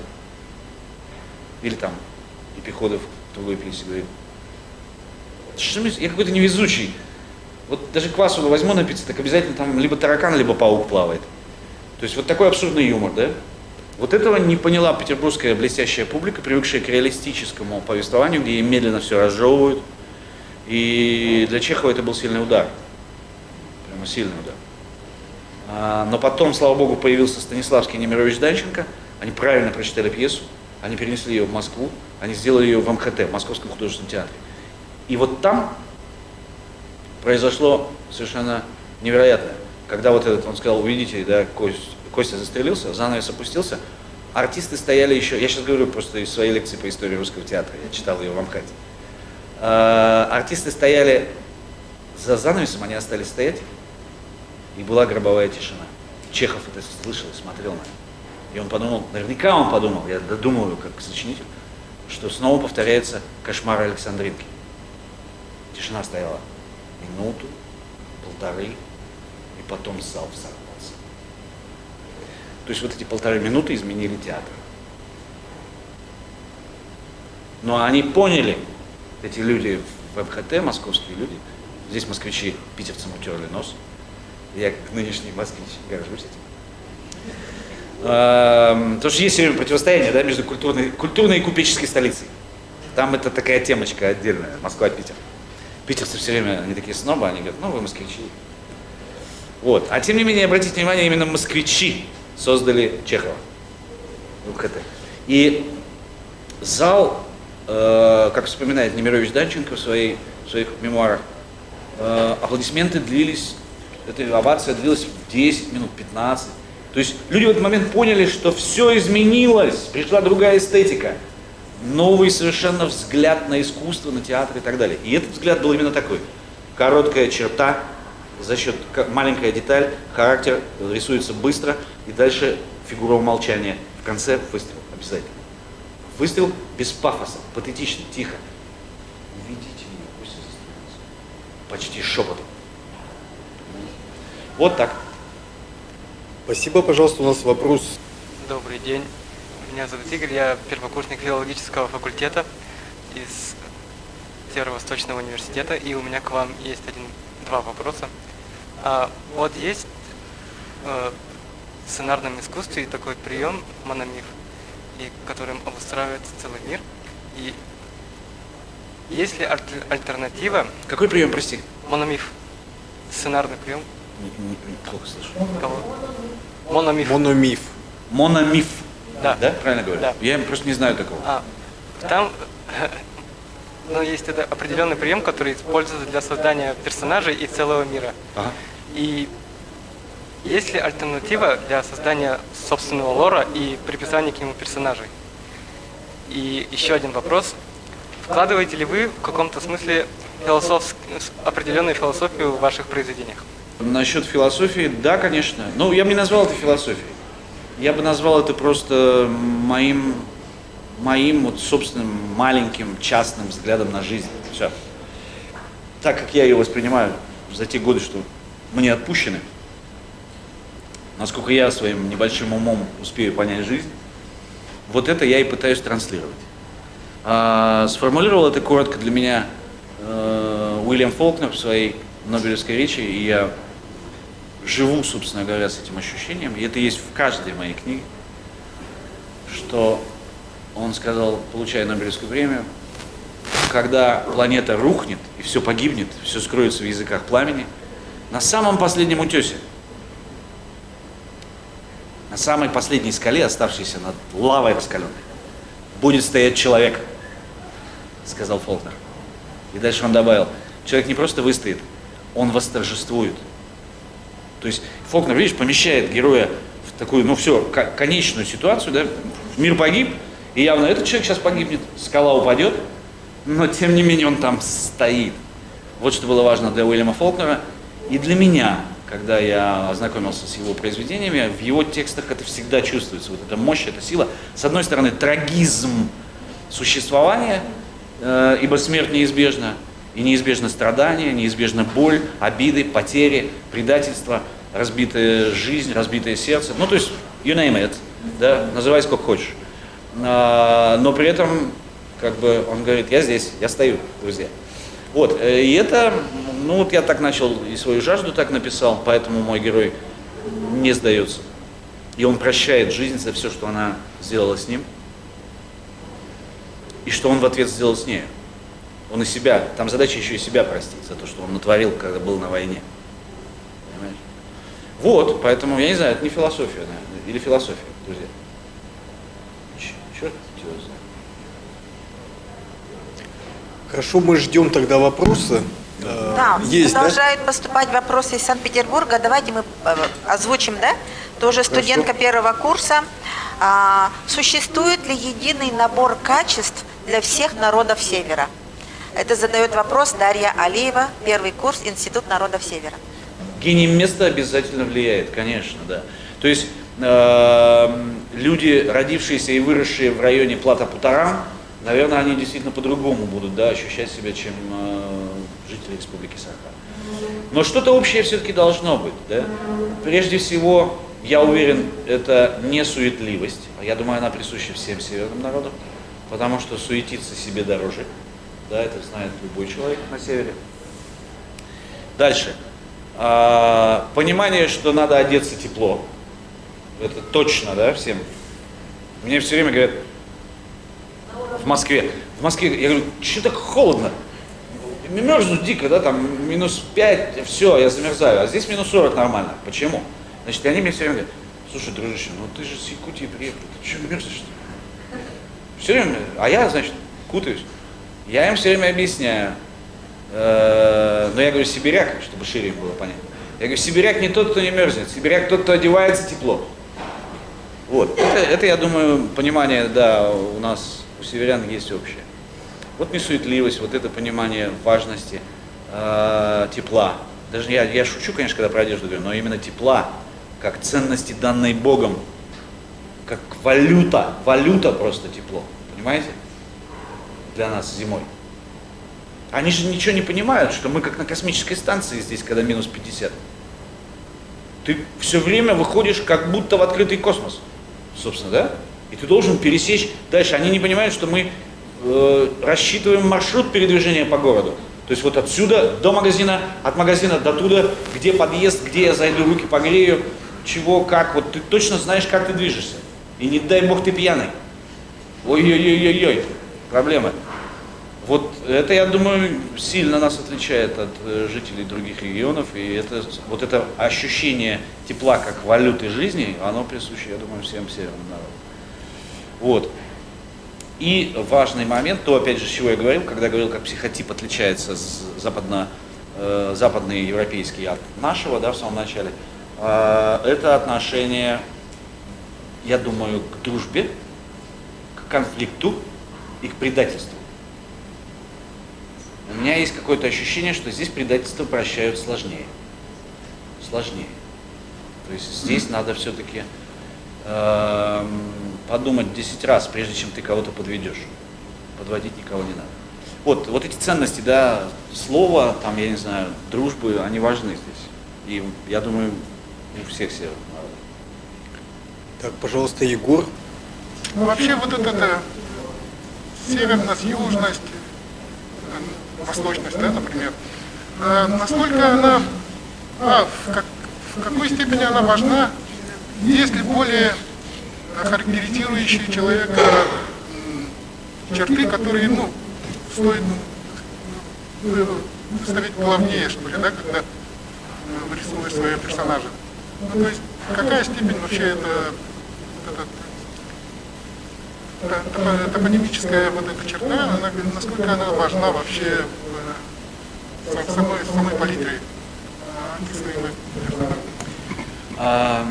Когда я говорил об вот общем типологическом, да, сходстве северного человека, я, разумеется, даже не стал говорить о том, что внутри вот этого типа северного человека там тоже есть масса наборов персонажей, согласитесь, да? Даже в маленькой якутской деревне живут разные люди. Это вы правильно задали этот вопрос, конечно, да. И у них взгляды на жизнь разные, поведение разное.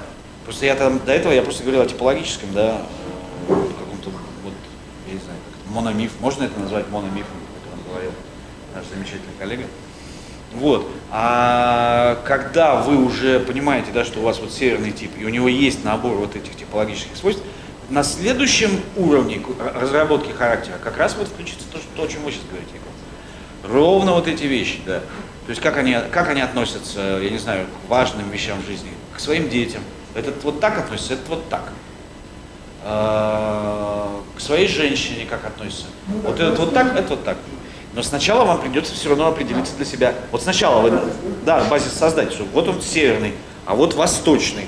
Понимаешь, да? Потому что, ну точно, там, не знаю, китайцы, корейцы отличаются от народа Саха. Отличаются. Мы поймем, что, ну, другой какой-то человек. Несмотря на внешнее сходство. Согласны, да? Вот вы сначала берете эту базу типологическую, а на нее, конечно, на следующем уровне начинаете настраивать уже характер по конкретике. Okay? Да. Ну вот мы как бы скачем, да, с одной темы на другую. Вот меня один вопрос тоже мучает, я тебя хочу задать. Вот вы, получается, учились в ГИТИСе, да? На режиссера. Да. Вот был, получается, у вас режиссерский опыт. Почему не получил продолжение? Планируете ли вы? Нет, не планирую. Я же вам сказал. Я ушел из театра детерминированно. Совершенно осознанно, мировоззренчески, точно. Я не люблю театр. Не любите? Нет, не люблю. Мне не нравится, что люди представляются на сцене, что они... Знаете, это сродни вот такому странному ощущению у мусульман, когда они вот не любят изображений человека. Знаете, у них запрещено, да, изображение. Кораном запрещено изображение человека. Потому что это функция Бога. Надо быть самим собой. А актер, по сути, человек, который намеренно, по своему желанию, перестает быть самим собой. И это вообще какая-то чертовщина. Понимаете? Создавая своих персонажей, опять же, вы же проживаете их жизнь, тоже в каждом, наверное, персонаже какая-то часть тебя отражается. Да, но это же мое дело, это я один делаю и все. А в театре это целая куча народу. То есть у вас такое прямо разочарование получается? Нет, вы не разочарование. Учились Просто, да, я это изучал, этим? занимался. Ну и плюс, я еще раз повторю одну вещь. Я учился в театре Анатолия Васильева. В 90-е годы это был, я думаю, лучший режиссер Европы. Он был единственный, первый и неповторимый иностранный режиссер, которому удалось ставить в комедии «Франсесс». А таких прецедентов до него не было в течение 300 лет, на секундочку. Вот. И все, что я видел, что он делал с нами и с предыдущим курсом, и с группой спектакля «Серсо», где была Наталья Андрейченко, другие замечательные артисты, философ, да, и вот этот великий артист, который играл в «Агонии Распутина», как его, Петренко, Алексей Петренко. Вот эти трое, да, я видел, как они работают. Я увидел театр такого уровня, на такой высоте, что больше мне уже было не надо. Я все, что видел потом, было не просто хуже, а это даже не обсуждалось, не анализировалось. Просто люди выучили текст, что-то вышли, разошлись по мизансценам и ходят по сцене. Зачем-то читают мне текст, который я знаю. Ну, я знаю же все пьесы Чехова.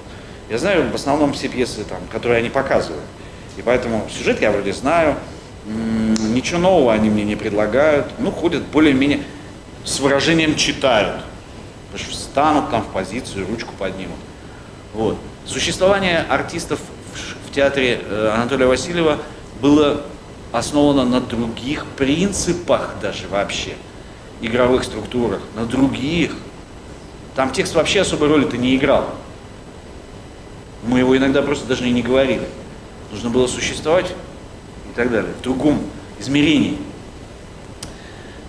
Ну, коротко скажу, опять же, чтобы вот не быть голословным. Мы когда играли в Швейцарии на 3-м курсе, потом мастер давал интервью, пришло какой-то журналисты, да, это город Люцерн, по-моему, был. Журналисты пришли, а я был единственный, кто говорил по-английски во всей группе студентов, потому что я ИНЯС уже закончил, наш якутский ФИА. И, значит, мастер говорит: Андрей, иди поможешь мне с переводом для журналистов. И первый вопрос, который они задали, был такой: скажите, пожалуйста, вот вы играете параллельно с швейцарскими артистами, а мы на сцене были швейцарский обязательно артист и русский артист. Задача была такая, это был двуязычный спектакль. Они свою реплику говорят на немецком языке, мы на русском. И так играем. Такой вот эксперимент был театральный.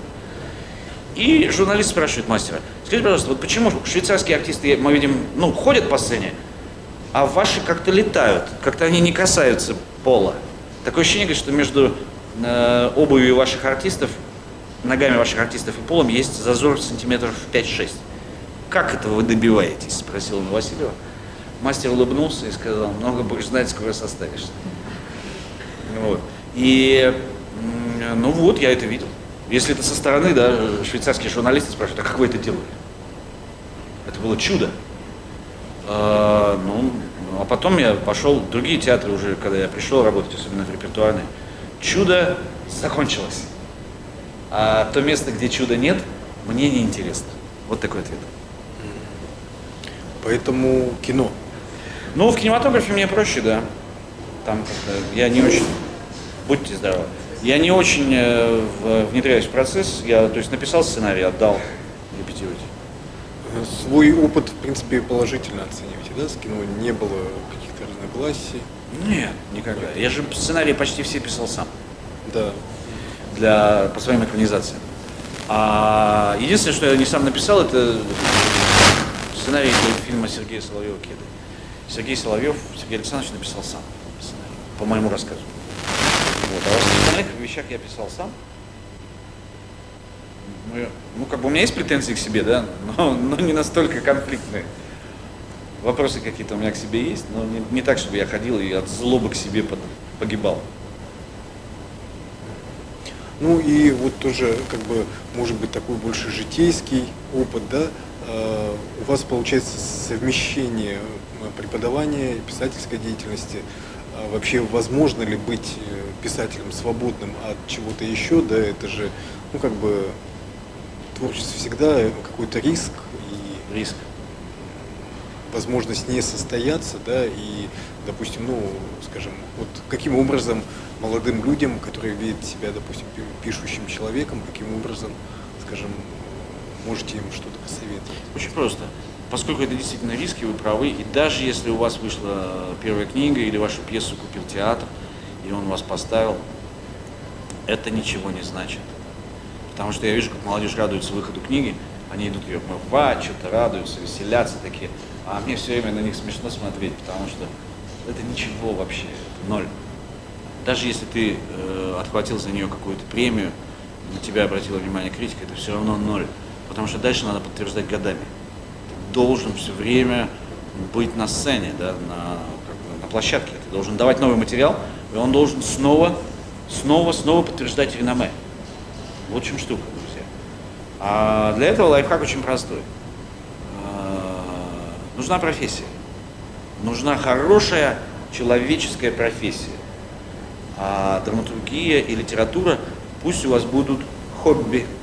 Это, во-первых, избавит вас от напряжения, да, что типа я вот вложился, я инвестировался в это, а рисков действительно очень много. Я вам скажу, 85% за то, что вы потерпите неудачу. Почти 90%. Это надо учитывать, у вас есть всего эти 12-15%. При удачном стечении обстоятельств вы втиснетесь в эти 12%, и все сложится. Но лучше все-таки подстраховать те 85%, чтобы у вас желательно был свой бизнес или какая-то хорошая работа, которая прокормит вам семью, детей и так далее. Потому что я всегда знал, что у меня есть мое преподавательское ремесло, есть английский язык, я могу быть переводчиком, я могу быть педагогом, я могу просто давать частные уроки, ходить по домам и учить детей богатых людей за деньги. Не проблема. Вот. Когда такое есть, у вас есть кусок хлеба, тогда, во-первых, у вас нет дедлайнов, вам не надо гнать, продюсер не давит, нет гнета издателей, редакторов. Пишите в свое удовольствие. Вы просто говорите, а я делаю это для себя. Потому что вот «Повесть жажда» была написана ровно в этом ключе. Я никому ничего не должен, но меня сильно прет. Как Вася поет. Я выбираю рэп, от которого по-лютому прет. Вот меня по-лютому перло здесь в Якутске от моих персонажей жажды.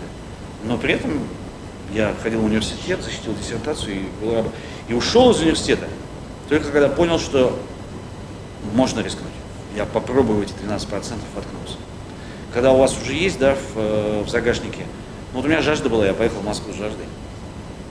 И у меня было ощущение, что, кажется, ситуация складывается. Мне повезло с текстом. Потому что надо еще, чтобы повезло, чтобы вселенная была к нам расположена, понимаете, да? Чтобы задобрить всех этих, я не знаю, баянаев. Я хотела бы задать такой вопрос, который волнует не только россиян, но и нас, северян, да? Это о кредите. Дом на Озерной, да. Там как раз вот эта тема остро затронута. Да, и вот люди рискнули, получается, да? И здесь вот у северян мы же более такие доверчивый, да, народ. И я вот смотрю тоже вот на наше поколение, да, мы неправильно, может быть, финансово мы не очень-то грамотны, да, и как бы все. Как вы к этому вопросу относитесь? И второй вопрос, да, это вот все-таки подрастающее поколение, молодежь, да, не больше к визуализации, вот, более, да, к экранизации. Не боитесь ли вы, что вот, чтение, оно уходит в прошлое? Ага. Вот что-то с этим связанное, да, но мы-то народ, который любит читать. И мне очень хотелось бы, чтобы вот вы были бы писателем вот в те времена, когда мы были студентами, вы ну, с этим вот багажом, да, вот типичным. Было бы все, может быть, еще лучше складывалось бы. Как вы говорили, сейчас вот вселенная должна быть, да? Но сейчас вот вопрос вот понятен, да, визуализация, как бы... Да, я понял. Вы знаете, я вам могу сказать, у меня нет никаких опасений по поводу того, что литература сдает свои позиции, и культура чтения падает. У меня нет опасений, потому что я уверен, что это так. Я не опасаюсь этого, это просто так. И поскольку это так, то только, ну, знаете, как этот сказал, кто из древних греков? Ксанф, выпари море. Ну, море разбило корабли персидские, которые шли на Грецию, да, чтобы захватить Афины. Произошел гигантский шторм, персидское войско утонуло, и вот этот Кир ходит бедный. Море, верни корабли, а ему кто-то сказал, выпари море. И стояли люди, кнутами били море. Ну вот мы же не будем такие глупые. А ситуация примерно такая же. Шторм, корабли тонут, друзья. И поэтому нам остается только сделать вот так и сказать врагу и еще сказать, так, давайте переоденемся в белое, открывайте Кингстоны. Варяг же почему-то вышел, понимаете, из бухты в Чемульпо. Чего они вышли? С этой лодкой кореец канонерской. Против эскадры больше 10 линкоров японских. Они зачем-то вышли. И я до сих пор потрясен и счастлив от того, что русские офицеры сказали, мы примем бой. Там стояли английские суда на рейде и французские. И англичане говорят русским, вы дураки, они вас утопят в первые 10 минут боя, когда откроют основной калибр огонь с этих 10 линкоров. Ну или там, я не знаю сколько, 5. Линкор — это просто плавающая крепость, башня. А у нас всего лишь крейсер и канонерская лодка, на которой там, не знаю, 5-6 пушечек. И калибр, ну, вот такой, я не знаю, как 45-ка. Они говорят, не, мы примем бой, парни. Те говорят, вы погибнете. Англичане говорят, не ходите, русские, вы дураки. Они говорят, ну и ничего, ладно, все хорошо. Вот я в этом же состоянии сейчас нахожусь по поводу падения культуры чтения и литературы. Я говорю, корабли выйдут из Чемульпо. Знаете почему? Потому что они остались в веках.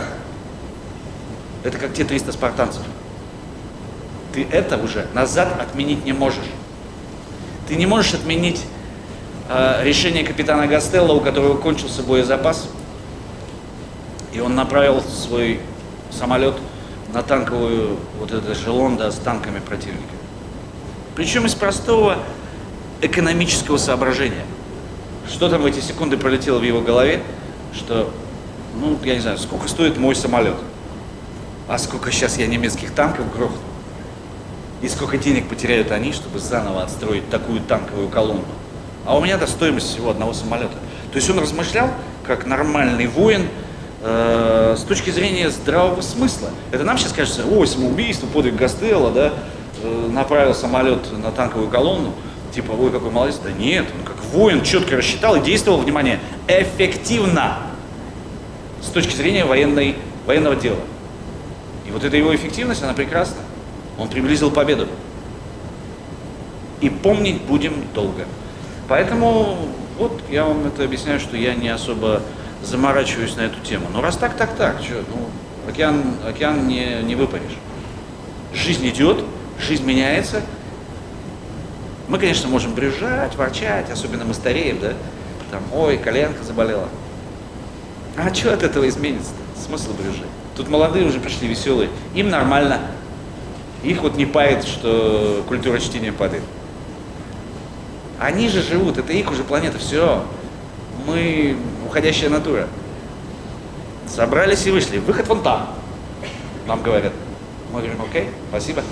Важно испытывать благодарность и сказать спасибо, все было очень вкусно. И было очень весело. Вот, мне кажется так. По поводу кредитов. Я в своей жизни никогда в жизни не брал ни одного кредита, и когда был совершенно нищ, беден, мне даже не приходило в голову это сделать.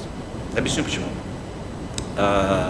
Если, и мы так с моей женой знали это с самого начала, если мы заходили в магазин и видели там сапоги, нам нужны были сапоги, например, для жены, и видели сапоги, которые мы не могли себе позволить, мы их не покупали. Ответ был такой: значит, сапогов не будет. То есть я всю жизнь жил по средствам.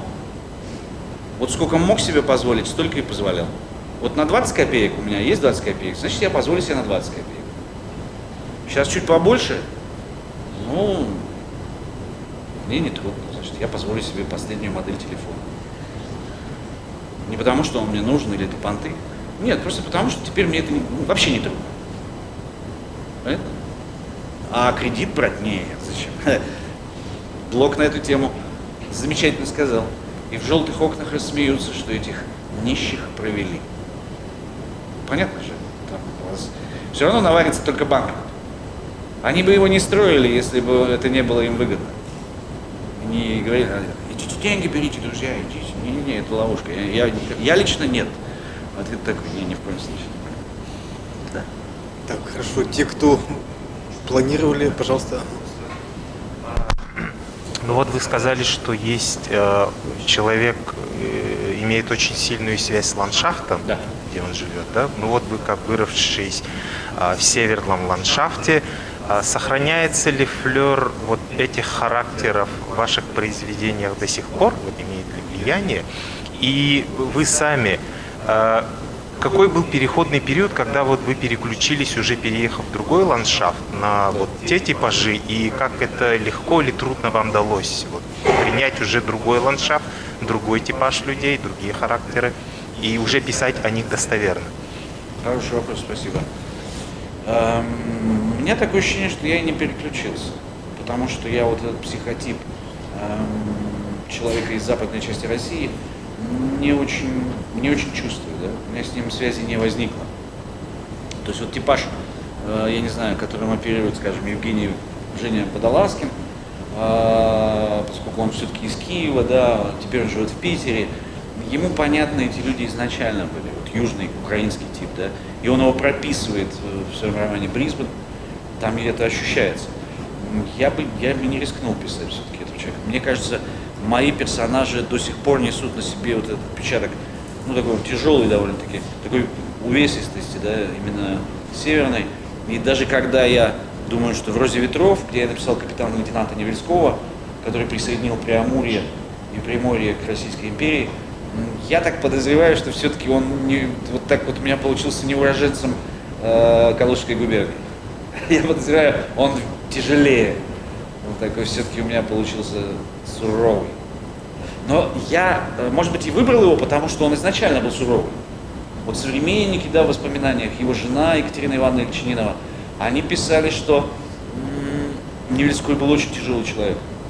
Несмотря на маленькую комплекцию, он мог вот очень так в серьезном тонусе держать всю команду, всю экспедицию, которая 5 лет жила вот в Николаевске на Амуре, решал сложнейшие проблемы. А однажды, сейчас я расскажу вам, этот эпизод не вошел, кстати, в роман. Однажды он с 4 матросами передвигался из Николаевска на Амуре в какое-то поселение. Они пошли за мясом, купить у местных мясо. Потому что нужно было есть обязательно оленину, иначе они погибали от цинги. Оленину надо было есть по той причине, что олени ели ягель и нужную траву, и мясо было витаминизировано достаточно витамином С. Вот. Они про этот витамин С, конечно, не знали в 19 веке, но почему-то замечали, что местные не болеют цингой. И потом догадались, они едят оленину. И вот они, значит, пошли за этими оленями купить несколько, как пишет сам Невельской в своих воспоминаниях. И по дороге на них наткнулась довольно большая группа каких-то лихих людей местных. Там были очень крутые места. Там, во-первых, были бывшие каторжники, которые побежали с читинских, забайкальских рудников, и они бежали не на запад в Россию, где они были крепостные крестьяне, а они бежали дальше на восток. Сюда, вот туда, в Преамурье, да, там где Хабаровск, Владивосток и так далее сейчас. А тогда не было ничего. Только вот, племена нивхов, которых они тогда называли гиляки. Такое вот название у русских было для нивхов. И вот, значит, они наткнулись на какую-то группу лихих людей, а из оружия у них было только один пистолет, в котором было 6 зарядов, как пишет Невельской. И он говорит, я вышел, толпа была, говорит, человек 300. Этих 4 с одним пистолетом. Невельской пишет очень коротко, он написал, я вышел вперед, сказал им несколько слов, и они ушли. Я подумал, мужик, что за... Вот я бы хотел, да, посмотреть на это, что он им сказал.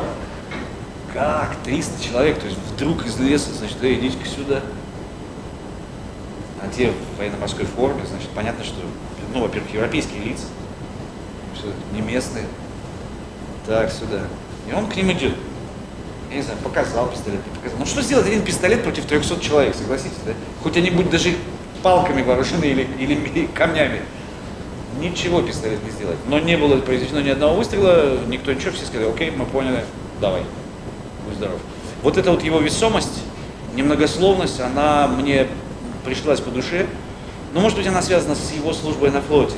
Может быть флот дисциплинирует человека не хуже, чем холод дисциплинирует нас. Так что, да.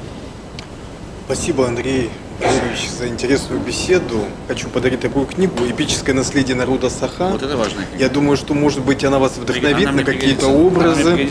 Тем более, да, вы готовите сейчас интересную работу.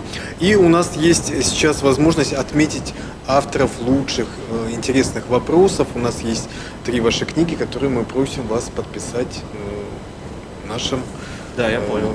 слушателям. Ну, вот много было вопросов, они, в принципе, все интересные были, мне было интересно на них отвечать, трудно выделить. Ну вот про детали, да, кто-то спрашивал, или это не отсюда, из Питера спросили? Да, это из Петербурга, но мы можем отправить. Это вопросы про произведение «Холод», вот ваши ощущения, когда вы приезжаете в Якутск. Вот этот вопрос, потому что он меня... Так, Виктор Борисов, по-моему, он здесь тоже, да? Этот вопрос действительно вывел меня на важную для себя эмоциональную дорогу, на правильную. Есть. И еще вопрос, где мы говорили о варяге. Помните, да, когда я сказал, что вот, насчет того, что прекращается ли чтение и что делать. Как вас зовут? А я вам сказал, все в порядке, Тони. Валентина. Окончательную формулировку, вернее, референс на этот вопрос. Помните фильм «В бой идут одни старики», где вот на Ил-2, у нас сегодня опять авиационная тематика только возникла, да, после Гастелло. И вот Леонид Быков там играл это. И они ему говорят, маэстро, не молчи, прием, ты пропал из эфира, что с тобой, А там такая тишина, то есть бой шел в это время, да, он с мессером дрался, и потом тишина. Она говорит, маэстро, как у тебя? Он говорит, все нормально, падаю. И вот это отношение к жизни, да, в Леониде Быкове, в его персонаже, оно очень правильное. Все нормально, падаю. То есть он не истерикует, он не боится, в конце концов. Поэтому спасибо. Да. Просим подписать, мы должны сейчас это зафиксировать. Так, Валя, да, подпишем? Да, Анна, Виктор, Валентина. Валя, да ведь? Валентина. Ага.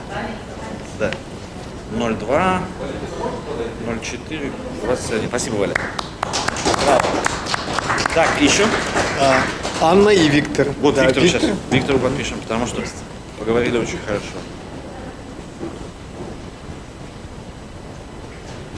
Чтобы нас не обвиняли в пристрастности, да? Что мы только своим отдаем. Да.